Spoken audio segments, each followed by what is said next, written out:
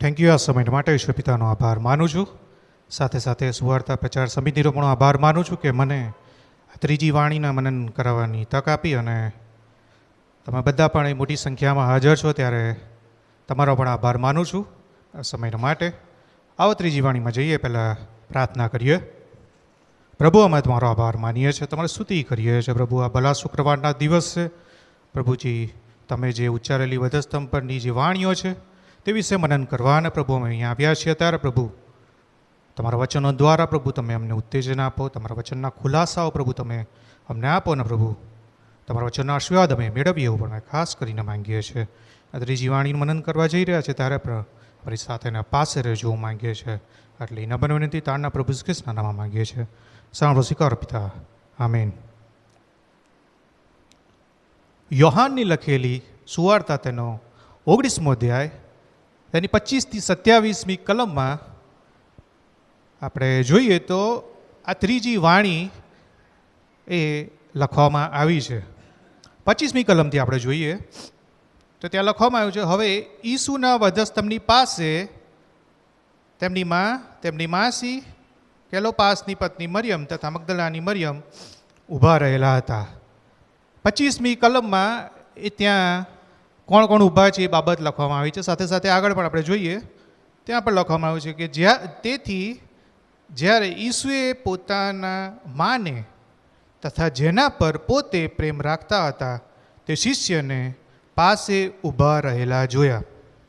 હવે ઈસુ એ વધસ્તંભ પરથી દ્રષ્ટિ કરી રહ્યા છે, એ વધસ્તંભ પરથી જોઈ રહ્યા છે અને ત્યાં લખવામાં આવ્યું છે પ્રમાણે કે ઈસુ પોતાની માને પ્રથમ પ્રભુ ઈસુ એ વધસ્તંભ પર એ જોઈ રહ્યા છે અને વધસ્તંભ પરથી તેની માને જુએ છે.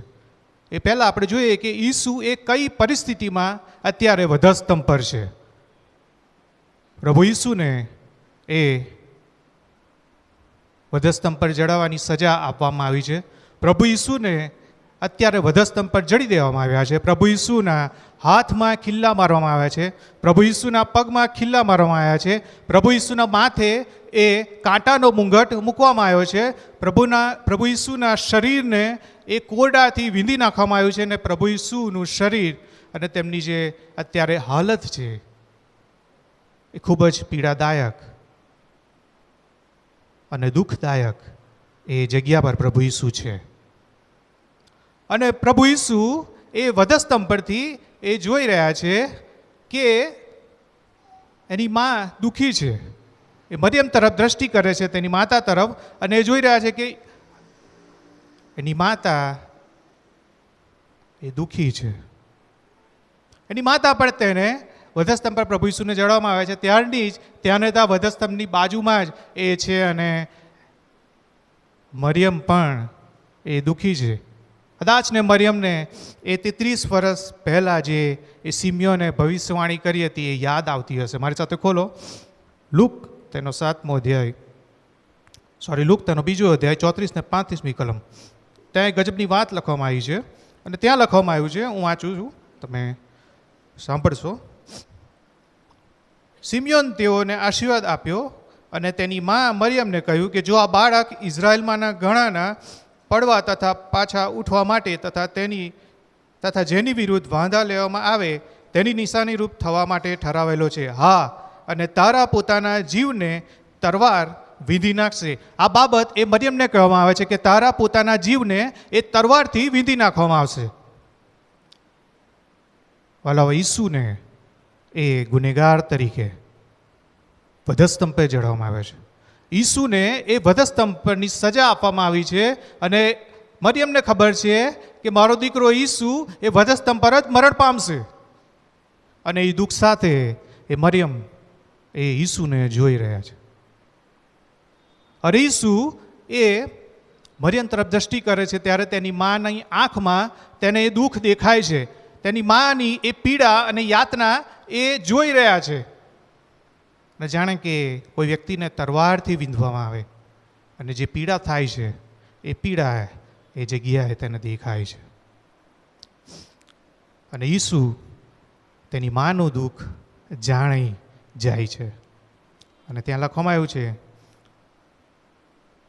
કે ઈસુ એ પોતાની માને તથા જેના પર પોતે પ્રેમ રાખતા હતા તે શિષ્યને પાસે ઊભા રહેલા જોયા, ત્યારે તે પોતાની માને કહે છે કે બાઈ, જો તારો દીકરો.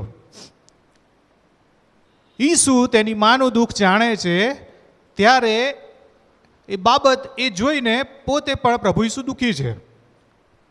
વાલાઓ, પ્રભુ ઈસુ એ વધસ્તંભ પર છે, પ્રભુ ઈસુ પીડામાં છે, પ્રભુ ઈસુ એ ધિક્કાયેલા છે, પ્રભુ ઈસુ એ કચડાયેલા છે, ઈસુ એ વધસ્તંભ પર માર પામેલા છે, તેમ છતાંય એ પોતાની માનું દુઃખ તરફ દ્રષ્ટિ કરે છે. વાલાઓ, ઈસુ તમારા મારા દુઃખોને જાણે છે. એ ભલે કદાચ આજે પ્રભુ ઈસુ વધસ્તંભ પર ચડાયા હોય, પણ તમારા મારા દુઃખોને એ ઈસુ જાણે છે. લુકની લખેલી સુવાર્તા તેનો 7મો અધ્યાય તેની 12 થી 15મી કલમમાં એક બાબત લખવામાં આવી છે કે એક વિધવાનો એકનો એક દીકરો મરણ પામ્યો અને કે ઈસુ ત્યાંથી ભાગોળથી પસાર થતા તેને તેમણે જોયું, ત્યારે તેમને કરુણા આવી. ઈસુને કરુણા આવે છે. અને ઈસુને કોઈએ કીધું નથી કે દીકરાને સજીવન કરો, કાં તો એની માએ એ કાલાવાલા કર્યા નથી, પણ ઈસુ એ ઠાઠડીની જોડે જાય છે અને કહે છે કે દીકરા ઉઠ, અને એ દીકરાને સજીવન કરે છે અને કહે છે કે તેને તેની માને સોંપ્યો. ઈસુ એ દુઃખોને જાણે છે. આજે તમારા મારા જીવનમાં કોઈ એવી બાબત હોય, કોઈ એવું દુઃખ હોય, તો ભલે ઈસુ કદાચ ને વધસ્તંભે આજે આપણે ભલા શુક્રવારે પ્રભુ ઈસુને વધસ્તંભે જોઈ રહ્યા છે, તો ઈસુ તમારા મારા દુઃખોને એ જાણે તથા સમજે છે. આગળ અને કહે છે, ઈસુ મરિયમને કહે છે કે બાઈ, જો તારો દીકરો. અને આપણે જોઈએ છીએ કે ત્યાં યોહાન પોતે, અહીં લખવામાં આવ્યું છે, યોહાનનું નામ નથી લખવામાં, પણ ચોક્કસપણે કન્ફર્મેશન છે કે યોહાન છે. અને યોહાને જ આ બાબત લખી છે. 25 થી 27માં યોહાને જ આ બાબતનું નિરૂપણ કર્યું છે. અને યોહાન એ કહી રહ્યો છે, તથા જેના પર પોતે પ્રેમ રાખતા હતા તે શિષ્યને. યોહાન એ પોતાની જાતની ઓળખ આ રીતે એ જગ્યાએ એણે મૂકી છે કે ઈસુ પોતાને પ્રેમ કરતા હતા એ રીતે. અને પછી કહે છે કે પાસે ઉભી રહેલા જોયા, બંનેને જોવે છે. યોહાન પણ દુઃખી છે, કારણ કે યોહાન પણ ઈસુની નજીકનો એ શિષ્ય હતો. પ્રભુ ઈસુને ખૂબ જ પ્રેમ કરનાર, ઈસુની સાથે રહેનાર એ યોહાન એનો પ્રિય અને પ્રેમ ઈસુ તેની પર રાખતા હતા એ શિષ્ય હતો. એટલે યોહાન પણ એ જગ્યાએ ઊભો છે અને દુઃખી છે. ઈસુની દ્રષ્ટિ તેની મા મરિયમ તરફ છે અને યોહાન તરફ એ દ્રષ્ટિ ઈસુ કરે છે. બંને વ્યક્તિ આજે દુઃખમાં છે, બંને વ્યક્તિ અસહ્ય પીડામાં છે. સાથે સાથે ઈસુ તો પીડામાં છે, પણ ઈસુ તેના દુઃખોને એ લક્ષમાં રાખતો નથી. એ કહેતો નથી કે માં મને આટલું બધું દુઃખ પહોંચી રહ્યું છે, માં હું પીડામાં છું, પણ કહે છે કે બાઈ, જો તારો દીકરો. ઈસુની દ્રષ્ટિ તમારા મારા દુઃખો પર હંમેશા છે.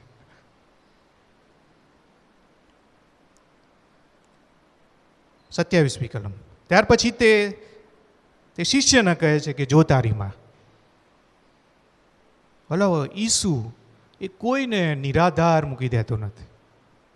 ઈસુ તેની સાથે જોડાયેલા વ્યક્તિઓ છે, જેની સાથે એ પ્રેમ કરે છે. ઈસુને પ્રેમ કરનારા વ્યક્તિ ઈસુના શિષ્ય તરીકે ઓળખાય છે. ઈસુ જેમને પોતાના માને છે તેમને ઈસુ કદી નિરાધાર મૂકી દેશે નહીં. વાણીમાં તમે જોઈ રહ્યા છે કે ઈસુ નિરાધાર એ મૂકતો નથી.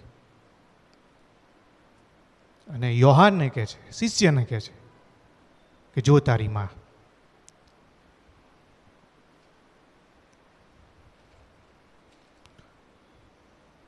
ઈસુ એ બંનેના દુઃખને જાણે છે, બંનેના દુઃખને સમજે છે.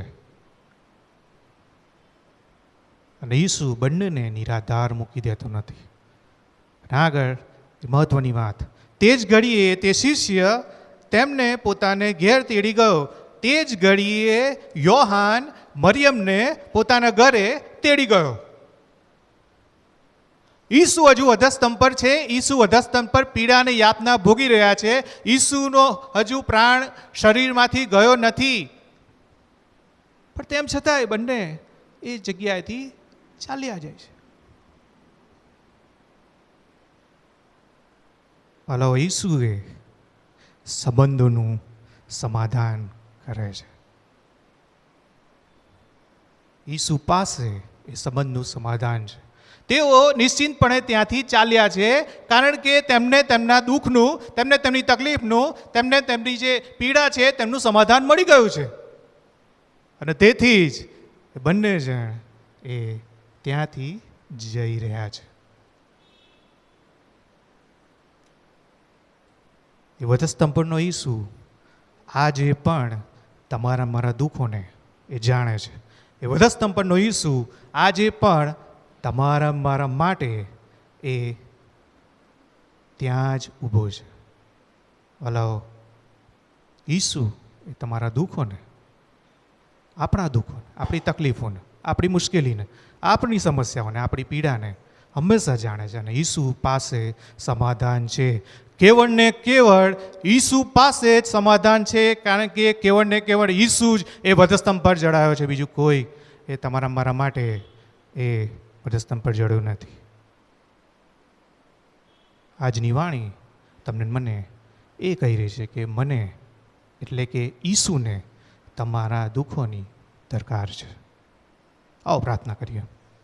પ્રભુ, અમે તમારો આભાર માનીએ છીએ તમારા વચનો થકી અને તમારી આ ત્રીજી ઉચ્ચારેલી વાણી થકી. પ્રભુ, અમે જાણ્યું કે ચોક્કસપણે પ્રભુ તમે અમારા દુઃખોને લક્ષમાં લો છો. આ પ્રભુ અમારી પીડા, અમારી યાતનાઓ પ્રભુ એ તમારા લક્ષમાં છે, અને ચોક્કસ તમે તેના તરફ દ્રષ્ટિ કરો છો. એટલું જ નહીં, પરંતુ પ્રભુ તમે અમને એનું સમાધાન પણ આપો છો. અને પ્રભુ અમે નિશ્ચિંતપણે અમે અમારા ઘરે અને અમે મારી રહેવાની જગ્યાએ ફરીને એકવાર શાંતિ આનંદ સાથે જઈ શકીએ છીએ. માટે અમે તમારો આભાર માનીએ છીએ પ્રભુ, આ તમારા વચનો માટે અને પ્રભુજીએ આ તમારા ખુલાસાઓ માટે ફરીને એકવાર તમારા વચનના આશીર્વાદ માટે તમારો આભાર માનીએ છીએ. પ્રભુ ઈસુના નામમાં માંગીએ છીએ. આમેન. Thank you.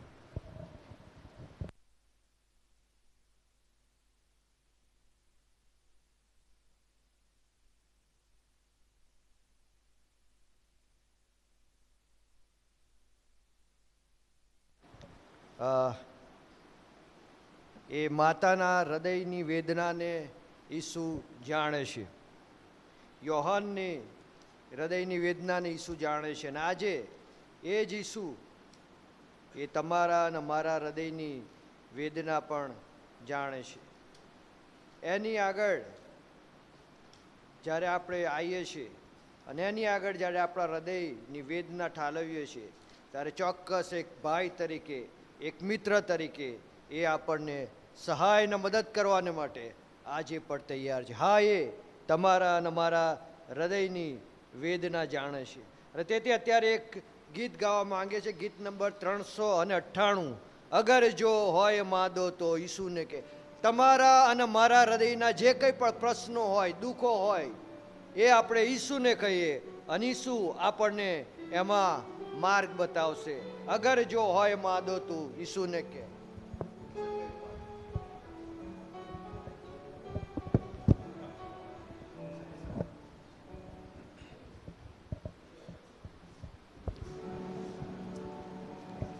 ત્રણસો 58 નંબરનું ગીત ત્યાં ગાડી હેડિંગ સરસ આપ્યું છે, બધું ઈસુને કે.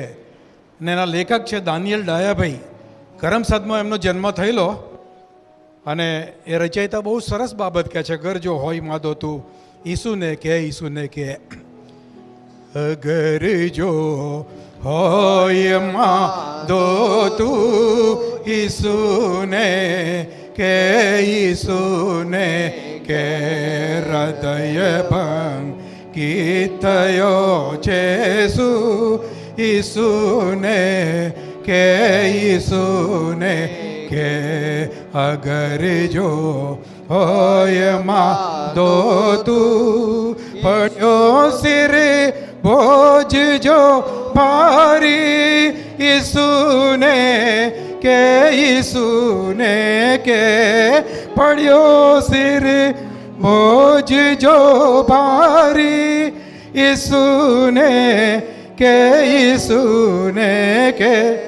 પડે નીરે આંખથી તારી ઈસુને કે ઈસુને કે પડે નીરે આંખથી તારી ઈસુને કે ઈસુને કે કદી મમ પ્રાંત જો વાગ્યા હૃદયમાં ખૂબ કારીગા કદી મમ પ્રાંત જો વાગ્યા હૃદયમાં ખૂબ કારીગા અરે ના રાખતો છાના ઈસુને કે ઈસુને કે અગર જો હોય માં દો તું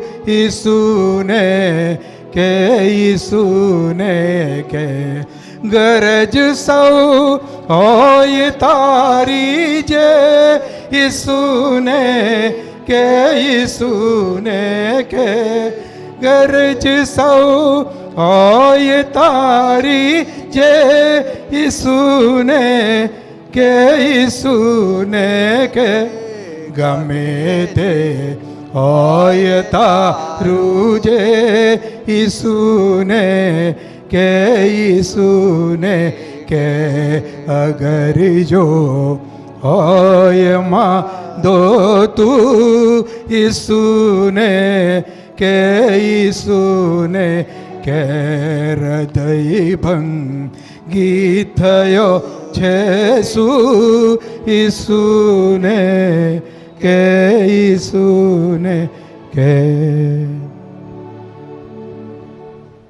ઈસુ તમારા અને મારા હૃદયની વેદનાઓ અને દુઃખોને જાણે છે.